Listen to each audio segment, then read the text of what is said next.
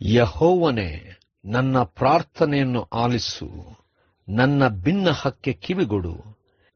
ನಿನ್ನ ನೀತಿ ಸತ್ಯತೆಗಳನುಸಾರವಾಗಿ ಸದೋತ್ತರವನ್ನು ದಯಪಾಲಿಸು. ಗುರುವಾರ 18 ಜುಲೈ 2024 ಈ ದಿನದ ವಾಕ್ಯ ಧ್ಯಾನಕ್ಕಾಗಿ ನಾನು ಆರಿಸಿಕೊಂಡಿರುವಂಥ ವೇದ ಭಾಗವು ನೆಹೆಮೀಯನ ಪುಸ್ತಕ 2ನೇ ಅಧ್ಯಾಯದ 17ನೇ ವಚನ. ಆಗ ನಾನು ಅವರಿಗೆ, ನಮ್ಮ ದುರಾವಸ್ಥೆ ನಿಮ್ಮ ಕಣ್ಣು ಮುಂದೆ ಇರುತ್ತದಲ್ಲವೋ? ಯೆರೂಸಲೇಮ್ ಪಟ್ಟಣವು ಹಾಳು ಬಿದ್ದಿದೆ, ಅದರ ಬಾಗಲುಗಳು ಬೆಂಕಿಯಿಂದ ಸುಡಲ್ಪಟ್ಟಿರುತ್ತವೆ.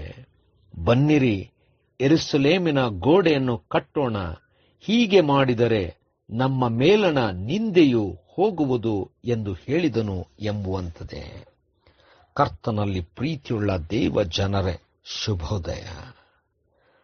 ನಾವು ನಮ್ಮ ಜವಾಬ್ದಾರಿಗಳನ್ನು ಮಾಡದೆ ಹೋದಾಗ ನಿಂದೆಗೆ ಒಳಗಾಗುತ್ತೇವೆ.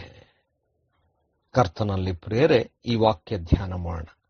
ಈ ದಿನದ ವಾಕ್ಯ ಧ್ಯಾನದ ಶೀರ್ಷಿಕೆ ನಿಂದೆಗೆ ಒಳಗಾಗುವುದು ಬೇಡ. ಕರ್ತನಲ್ಲಿ ಪ್ರಿಯರೇ, ನೆಹೆಮೀಯನು ಯೆರೂಸಲೇಮಿನ ಗೋಡೆಗಳು ಬಾಗಿಲುಗಳು ಸುಟ್ಟು ಹೋದಂತ ಬಿದ್ದು ಹೋದಂತ ಪರಿಸ್ಥಿತಿಯನ್ನು ಕೇಳಿದಾಗ ಬಹಳಷ್ಟು ನೊಂದು ದುಃಖಪಟ್ಟು ಪ್ರಾರ್ಥನೆ ಮಾಡಿ ಅಳುತ್ತಾ ದೇವರಲ್ಲಿ ಬೇಡಿಕೊಂಡನು. ಅದೇ ಸಮಯದಲ್ಲಿ ಅರಸನು ನೆಹೆಮೀಯನಿಗೆ ಅದನ್ನು ಕಟ್ಟಲಿಕ್ಕೆ ಅವಕಾಶ ಮಾಡಿಕೊಡುವುದಲ್ಲದೆ ಎಲ್ಲಾ ಸಹಾಯವನ್ನು ಕೂಡ ಮಾಡಿದನು. ನೆಹೆಮೀಯನು ಯೆರೂಸಲೇಮಿಗೆ ಬಂದು ಅಲ್ಲಿನ ಎಲ್ಲಾ ಸ್ಥಿತಿಯನ್ನು ನೋಡಿ, ಗೋಡೆ ಬಿದ್ದು ಹೋದಂತ ಸ್ಥಿತಿಯನ್ನು ಪರೀಕ್ಷಿಸಿ, ಆ ಸ್ಥಳದಲ್ಲಿ ಯಾರಿಗೂ ತಿಳಿಯದ ಹಾಗೆ ಎಲ್ಲವನ್ನು ಗಮನಿಸಿ ನೋಡಿ ಪರೀಕ್ಷಿಸಿದನು. ಇದಾದ ನಂತರ ಯಹೂದ್ಯರೊಂದಿಗೆ ಯಾಜಕರೊಂದಿಗೆ ಮಾತನಾಡುತ್ತಾ, ಒಂದು ವೇಳೆ ನಾವು ಈ ಕಾರ್ಯವನ್ನು ಮಾಡದೆ ಹೋದರೆ ನಿಂದೆಗೆ ಒಳಗಾಗುತ್ತೇವೆ. ಅಂದರೆ ಸಮಯ, ಜವಾಬ್ದಾರಿ, ಶಕ್ತಿ ಎಲ್ಲವನ್ನೂ ಅನುಗ್ರಹಿಸಿಕೊಡುವಂತ ದೇವರು ನಮಗೆ ಸಹಾಯ ಮಾಡುತ್ತಾನೆ.